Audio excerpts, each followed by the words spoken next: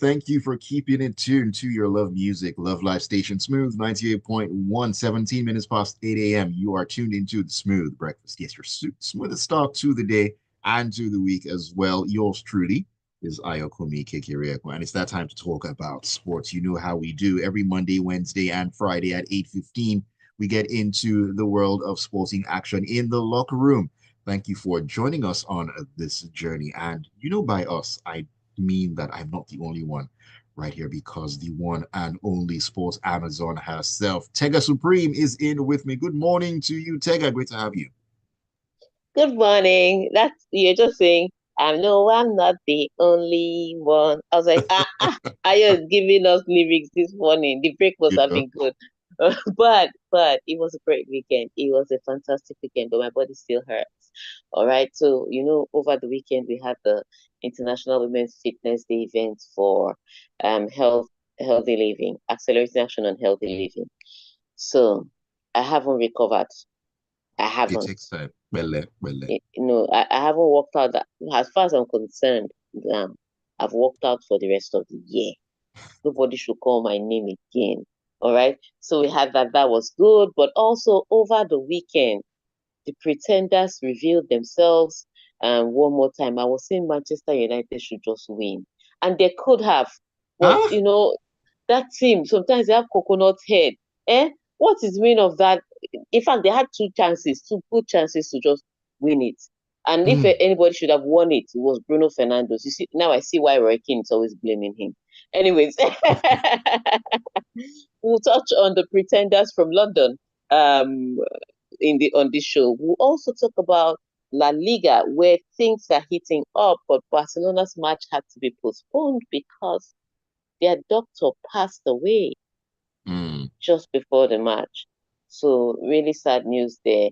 Um, we pray for the family and the club, and we pray for the strength to and the grace to bear the loss.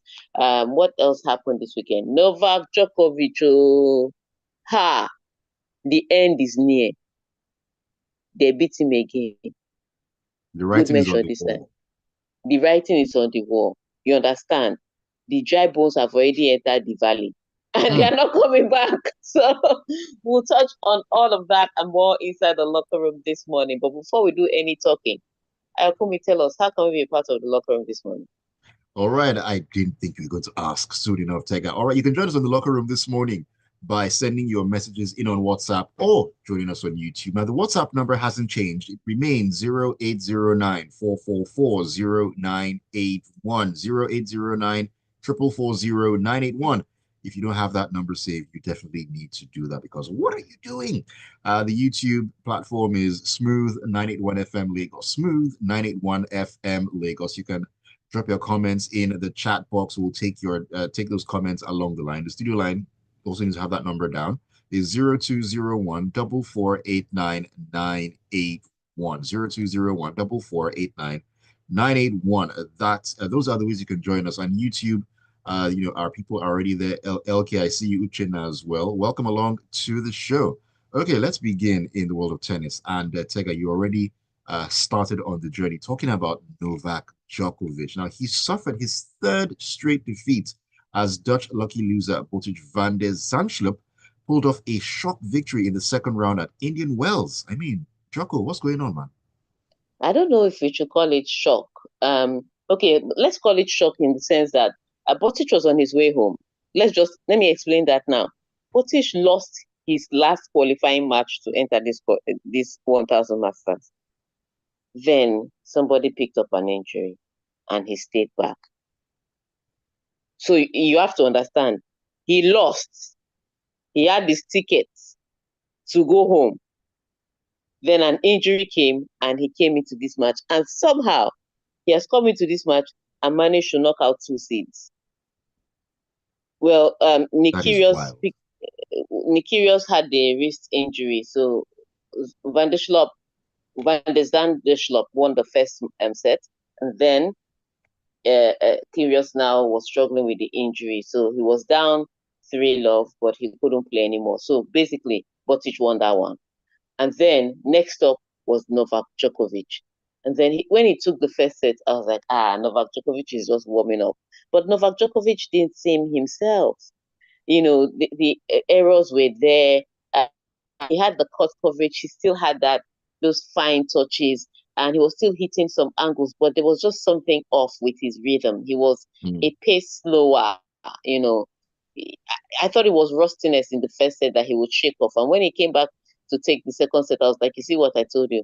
But that third set, Botic was like, he that is down needs fear no fall. I'm already here. I might as well play. You and know? he did give Djokovic something to worry about. Now, I must say this. Botic also beat Novak Djokovic in the Davis Cup most recently. So it was not surprising. I think all he needed to do was remember how he did it last time and then redid it again. So it's not the strangest win.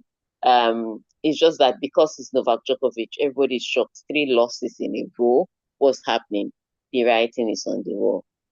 The time has come. Mm. Or the time is coming.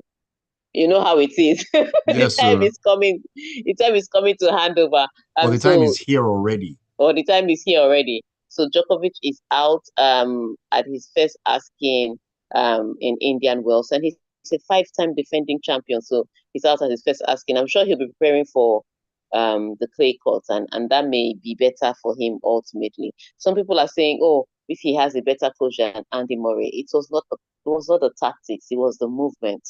For me, if you ask me, his movement was a bit off. And if Djokovic's movement is off, then everything else is. So that was, I think for me, that was the biggest struggle I observed. He just needs to get that back, or maybe it's just old age. Who knows? Either way, he's out. Mm. Either ways, he's out. Oh well. You know what they say, eras and should I say dynasties come to an end. He's 37, so he can relax. 24-time Grand Slam champion. Come on, man. All right, let's move over to the women's side of things, where defending champion Iga Swiatek edged closer to an unprecedented third straight Indian Wells WTA title, overwhelming Diana Yastremska 6-0, 6-2 on Sunday to reach the fourth round. It's still far. She's just in the fourth round. Mariskis is still in it. Sabalenka is still in it. These are players that can knock out. The good news for Iga Swiatek is that Ostapenko was knocked out. That's the one girl that can beat Iga every day of the week and twice on Sunday. Um, A but she's nemesis. been her nemesis, so it's like her kryptonite. They've put some humility in her factory setting. But Ostapenko is out, has been knocked out. Coco Golf also managed to survive with 21 double faults. And she was like, Oh, today wow. was not my best game. I will hope to do better. That serve is not working. Maybe we should revert to status quo because we didn't like the other serve, but at least the double faults were not this much. Now, the double serves are every service game. I don't understand why it's that bad. So there's still big names in it that can stop Iga Swiatek from winning her third Indian Wells title. So let's not be too excited. It's just that as usual, she served another bagel, you know, to Yamashenka. She must serve bagel on her way to anything. So she did her normal routine. It was an easier match, and I would say it's easier because Yamashenka moves like her, and Yamashenka is not necessarily a big hitter. So it is the big hitters that Iga Swiatek usually struggle against.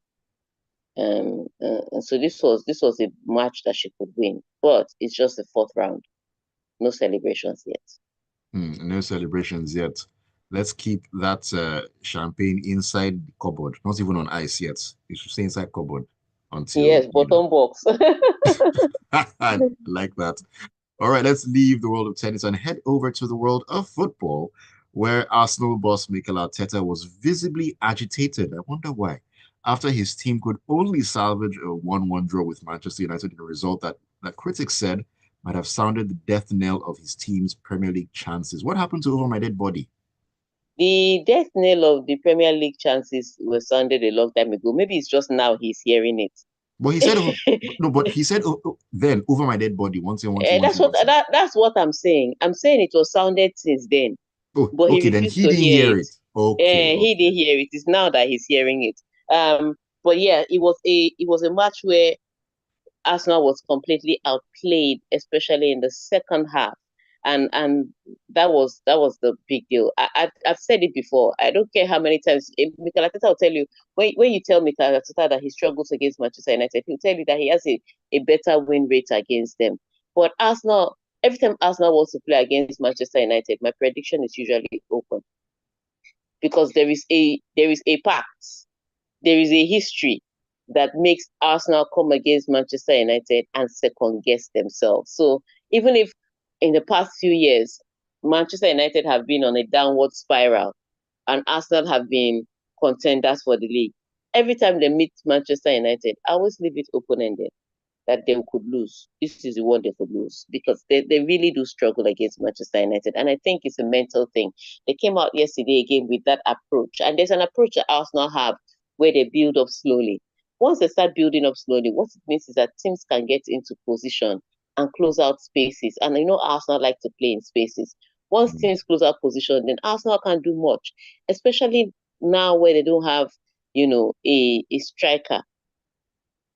So it's a struggle for Arsenal to usually break down teams that are sitting deep.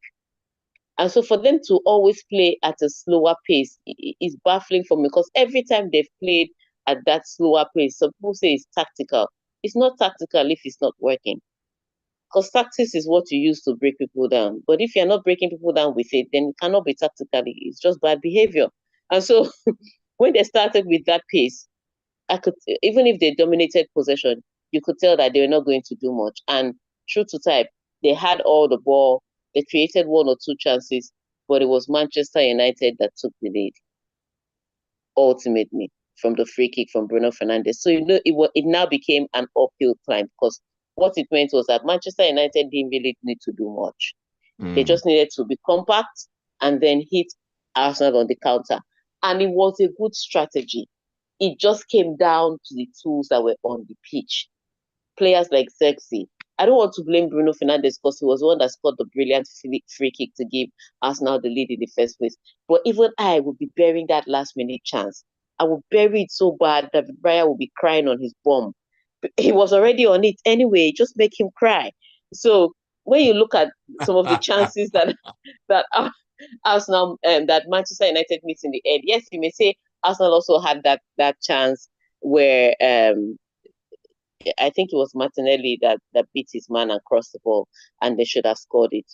But ultimately, it was Manchester United with the most clear and obvious chances, and that should have taken the win. Arsenal deserved to lose that one. They didn't, but regardless, they didn't lose the battle, but they've eventually lost the war. 15 points between them and Liverpool. If them catch them, make a know why. It's over. That Just would bring be out the.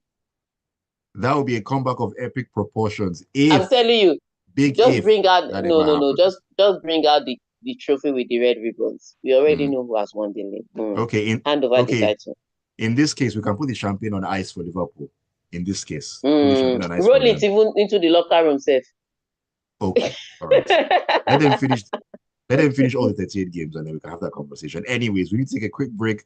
When we come back in, we're heading over to the Serie A, the big one that happened last night. The old lady made to look extremely old and frail by Atalanta. We'll talk about that and a whole lot more on the other side. Keep tuned.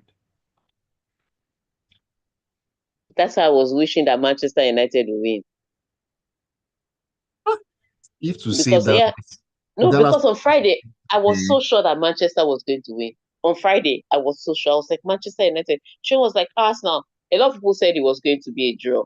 And yes, it looked like a draw, but I really desperately wanted Manchester United to win because it's just like Arsenal to be getting good results and meet Manchester United and just cower.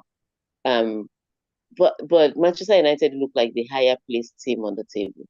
Every time they meet Arsenal, though, it's almost as if they know what to do. I mean, we played 3 times this season and lost once, 1-1, drawn 1. Once, yes, and that 2-0, and that 2-0. Remember how they won it with their Corners, dark arts set pieces set when pieces. they were when they were shoving people up and down. And people will be mentioning, but we beat them 2-0. I'm like, did you watch the match? Let's not call results here. We are not reporters. Let's analyze the game. You beat them 2-0. You know, you won the match 2-0. You didn't beat them 2-0. Watch the match again. You had two set pieces where you shoved people in the neck and got goals. Then they knocked you out of the FA Cup. Then they I knocked you further down. 15 points between you and Liverpool. You're still playing. Throwing the it towel was in ball. it was such it was such an Arsenal thing, to score seven against PSV and And then come go to back. Yes. Yes. Rubbish team. They're always looking for. So I think my biggest problem with Arteta is everybody now knows how to play you, even the small people. Once you set up your defense against Arsenal, they will struggle. Why? And that's the only thing that teams do. Then they'll not start playing this slow football where they try to draw you out. Nobody wants to come outside. That's why they're sitting in a low block. They're not trying to come outside. Find a way over or around the wall. Don't try to pull pieces. Do you understand? And Mhm. for me, if something has happened time and time again, and you've still not found a way around it, you're not the brightest bulb in the room. The greatest ball.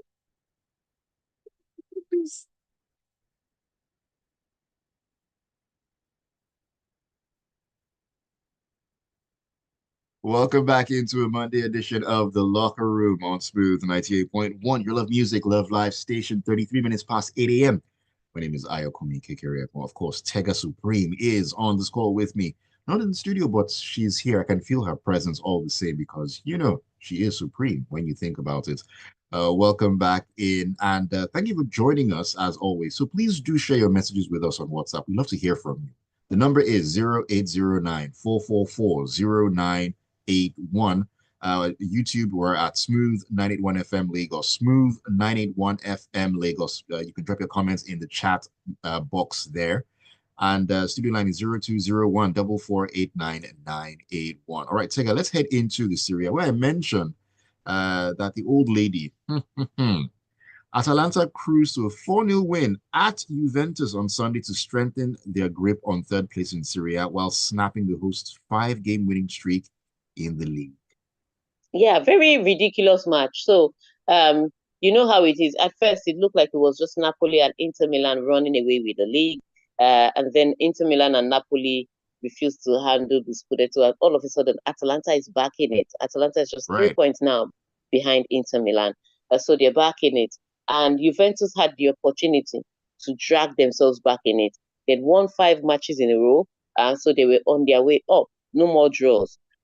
All they needed to do was at home in Turin, just beat Atalanta. They come up against Atalanta and lose by 4 goals to 0. It's not it's not the result that is even more upsetting. It's the again, I always say this thing. I don't necessarily look at results as much as I look at performance. It's the performance. Atalanta gave them the ball. They were playing around with the ball like children. And then when Atalanta was ready, they collect the ball, get on at the Juventus defense, and it would be a goal. The first one was a penalty, clear penalty, and it was a penalty by one of the oldest players on the team. Because if you look at the Juventus team now, they have a lot of young, bright, sparkly, Yeah. Yes, excitable they and do. exuberant players.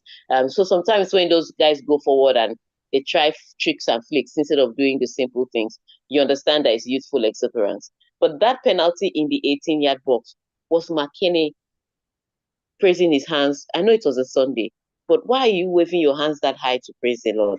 Can you not praise the Lord in your mind? I mean, you could He, have done that outside the box. do you understand? It was the most ridiculous, unnatural flailing of arms to fall. If you're not trying to fly, your arms are not supposed to be that high. And so again, that was a shameful one. And from one of the most senior members on the team gives away that penalty. And before you know it, the floodgates were open. They considered a second at the start of the second half. And from then on, it was downhill. And Atalanta could have scored more. Some of it was down to some brilliant defense. Some of it was down to just Ademola Lookman holding on to the ball a little longer. But ultimately, Juventus put out a poor showing in a match they had the opportunity to make a statement. So yeah, not a good look for Tega. He's a young coach with a young team, but their youthfulness and naivety is beginning to show. So I don't know how long he's going to last there, if they're going to give him one more season to grow. But it's tough because Juventus could have delivered more, and they are Mm, delivering so little. Yeah. mm. It remains to be seen if Juve will give him another season, or they'll just do a Bayern and kick him out at the end of Yeah, the just be season. like, yeah, we've tried for you. We've helped your career. It's on your CV now that you're a Juventus coach. Moving on. Moving on. And we also move on to La Liga. Yes, the first division in Spain, where Real Madrid coach Carlo Ancelotti brushed off a lackluster performance by his side in their 2-1 La Liga win over Rayo Vallecano on Sunday, and said it was his mission accomplished after they took 3 valuable points in the title race. Yeah, I like what you said. Look, we lost last weekend, and we're not always going to play the brightest of football. But sometimes you have to prioritize results over performance, which is a tricky one because with Ancelotti, you tend to be prioritizing results more often than not. Um, you're always prioritizing results over performance with Carlo Ancelotti. But I understood True. what he was trying to say. They lost last weekend. They needed to close the gap against Barcelona, who didn't play this weekend because, like I mentioned earlier, their doctor passed just before the match, so that match was cancelled. And then earlier on, Atletico Madrid had lost after picking up a red card. So against Getafe. So they had the opportunity to make a statement. Like I said, it's a three-way tie and it's very close at the La Liga. It's close in the Serie A. The only place it's not close is in the alleged best league in the world. But every other league is a competition so far. So Real Madrid know they have to win that one. And also remembering that they have a big derby coming up midweek in the Champions League. He's not looking for performance now. He's just thinking of how he can go further in competitions in his team. And so when he Mm. got this 2-1 result, it wasn't pretty. And if you ask me, it wasn't necessarily down to some of the brilliant defending you saw from Real Madrid. It was also down to the quality of the Rayo Vallecano strikers on the day, because that team knows how to play expressive, expansive football. They will stretch defenses, they will take advantage of spaces, they will run in behind defenses. They did that against Real Madrid. They just didn't put the ball in the back of the Back net of the when net. they had, yeah, when they had the opportunity. So that match ended 2-1. And if I'm Carlo Ancelotti, I'll be happy to, because what it means is that he didn't drop points over the weekend, and now he has enough in the tank to face Atletico Madrid in the Champions League midweek. So he's already done half the job by winning at home. Let's see what he can do on the road. So I understand what he means by results right now. I'm prioritizing results, not performance. True He story. already knows Sometimes, yeah, he knows it's a big sometimes team. He just knows get he the has win. brilliant players. Yeah, so right now he's just like, you know what, just get the win anyhow. Alrighty, let's bring things back to England and head over to the blue side of London, where Enzo Maresca slammed the criticism of Chelsea's scrappy 1-0 victory against Leicester as the Blues boss claimed winning in the Premier League is not as easy as it looks on, on a PlayStation console. Ah, has Is he he feeling spoken the with pressure? Adeslot? Has he spoken with Adeslot? Because Adeslot came into this team and slotted right in to the top of the Mm, league. So before he starts saying it's not as easy as PlayStation, and I understand Maresca has been getting more angry by the minute, but he was the one who had a locker room full of players. And remember when they were 150 in that locker room, he could select different teams for different competitions, and they were winning. They were not struggling to win, they were winning. But he wanted to coach only 21 players. Aywa, he started telling players. I remember when I saw Vega in another league, I was like, Vega has left Chelsea. You know, he traded everybody. Chilwell somewhere else. He traded all his players.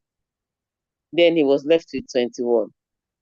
And now he's upgrading players from the youth academy. And he's now getting angry when he struggles with results. This is what happens when you have a normal dressing room. If you have a normal size dressing room, there are matches where you struggle. And it's Leicester City. And I understand the anger because everybody's like, Leicester City is already on their way down. They are conceding goals anyhow. And then they play against a Chelsea team who are in top four. by the way. Let me just mention that. They play against the Chelsea who are in top four, and they struggled to that win. In fact, if Leicester City had small sharpness in the attack, they would have salvaged the draw. And so I understand where he's coming, where the fans are coming from, and he shouldn't be angry. What he should say is, take the Ancelotti route. Right now, we need to prioritize results. Get all the Leave 3 points you can performance. get. Leave performance for PlayStation. Prioritize well, but he's getting angry, and you don't win when you're fighting against the fans. You can't win because what they will do is that they will zoom in on your failures and they will minimize your success. And before you know it, you're out of the club. So he Indeed. should calm down. He should take his fight to where it needs to be, the pitch. Exactly. You don't get anything by having beef with the fans. At the end of the day, it's a battle that most coaches, struggle to actually win if they do ever win that. Yeah. Anyways, all right, let's talk about Manchester City. Now, they'll have to make rapid improvements if they are to qualify for the Champions League. If they qualify for Champions League football after losing 1-0 at Nottingham Forest in the Premier League on Saturday, according to their manager, Pep Guardiola. Let's just tell Pep Guardiola that he's been saying these things since, that they have to make rapid improvements. They have to make rapid improvements. We know since your horrible season started, we have been saying that you have to make rapid improvements. But losing 15 out of your last 30 matches is not improvement. It's not talk of rapid one. It's, At it's all. just At all. it's just average, and average doesn't cut it. So sadly, yes, they are out of top four. Chelsea sitting pretty there. Manchester City paces off, except England by some magic gets the extra spots, because remember, Italy on their coefficient, they have already dropped from this debate about the extra spots based on Mm, coefficient. Except and then Manchester City has dropped. Really, it is, except England gets that extra spot based on coefficient, and I don't think they will. I think that extra spot looks like it's belonging to Spain with the way Real Madrid and Barcelona are going. It looks like it belongs to Spain. Manchester City does not play Champions League football next season. That will be worse than whatever is happening to them this season. It will be worse because that rich football club now has to play in poor man's Europe.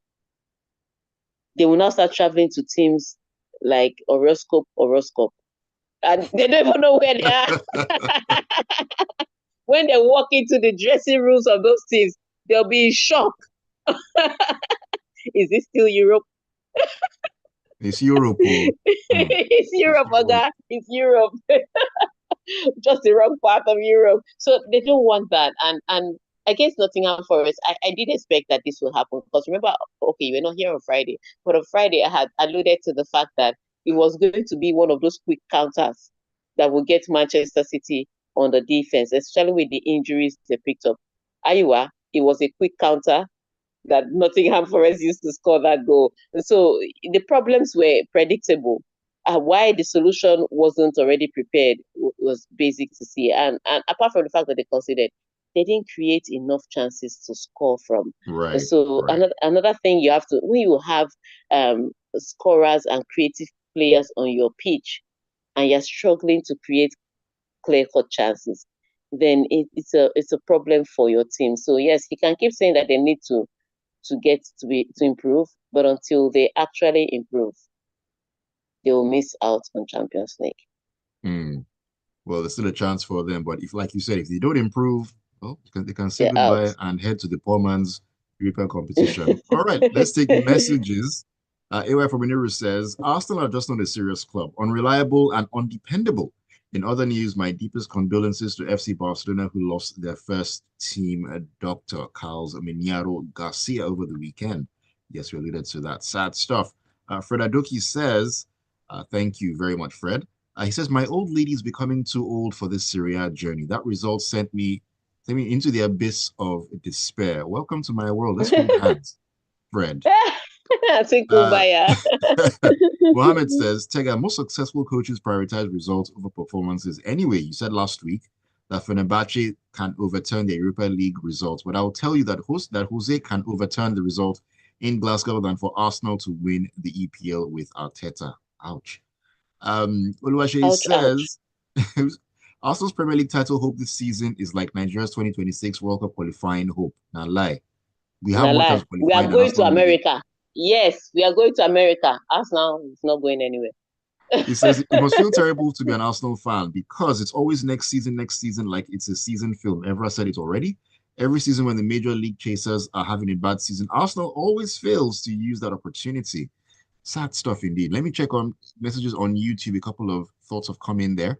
LK Adorogba says, I decided to come back when Man United managed to show up small. Chai, he's been MIA when they've been chopping water. Welcome back, Ayo. Is it because you guys is it because you guys beat Leicester City 1 year? You're doing anyway, Shai. Okay, don't worry. Just stay there first. Uchenna Wokoye says Raya should have allowed us to score since they have nothing to play for.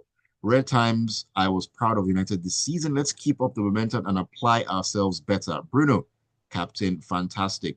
Padre Pio says, hello, LK. Your team won. Yay, now you're dragging Ayo. It's not dragging me. Thank God.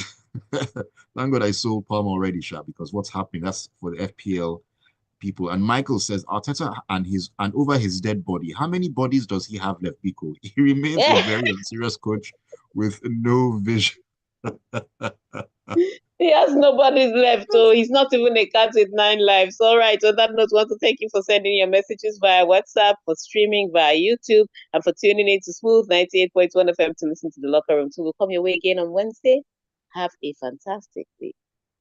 Indeed, have a fantastic start to your week, Tega. Looking forward to having you on the show on Wednesday. And thank you all for being a part of the Locker Room. Let's keep it tuned to Smooth 98.1. So much more to come this Monday morning, 9 o'clock. We'll get into the world of conversation on Lagos Talks. Don't go anywhere.